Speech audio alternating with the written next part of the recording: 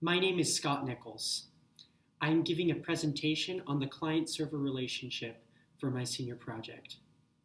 The client-server framework is a process of a client, usually a user-facing application, sending a request to a server to perform some kind of work and then to return the results of that work back to the client so that you can see the results of the work, or the client can do some kind of further processing on that work.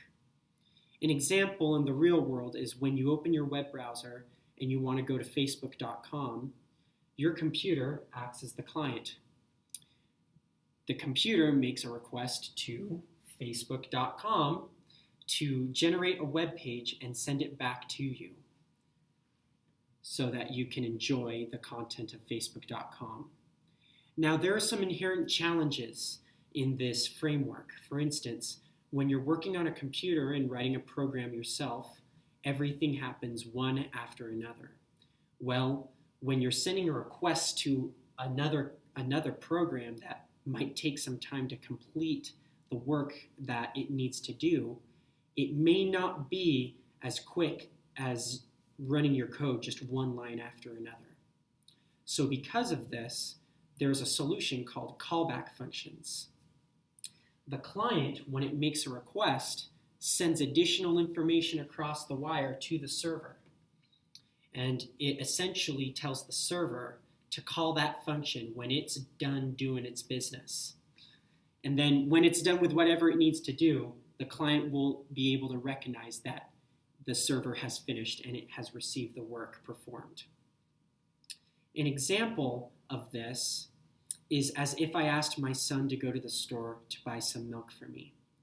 The process that I want to do is I want to make cookies tonight, but I don't have any milk in the refrigerator. So without the milk, I can't make the cookies.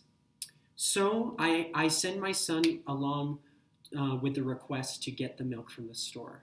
But with him, I also ask him to tell me when he's finished getting the milk and to hand me the milk so that I can know that he actually went to the store and got it. So my son goes to the store. It takes a while for it to get done.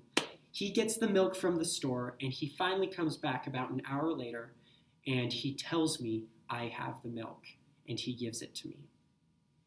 Well, now that I have the milk, I can make the cookies for our dessert for tonight. This is an example of me acting as a client and asking my son to go to the store where there's processes going on to get the milk and then bring it back to me as the client.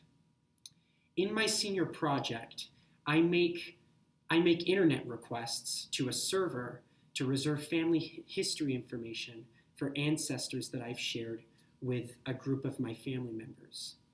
I can also make requests to a server to reserve some of that family history information so that I can do the work for those ancestors. This is an example of the client-server relationship within my senior project. So in conclusion, the client-server framework is a framework of making requests from a client to a server to perform work and then for the server to return that work so that the client can do further processing or display it to a user. An example of this is making internet requests to web pages on the internet. I hope you've enjoyed this presentation.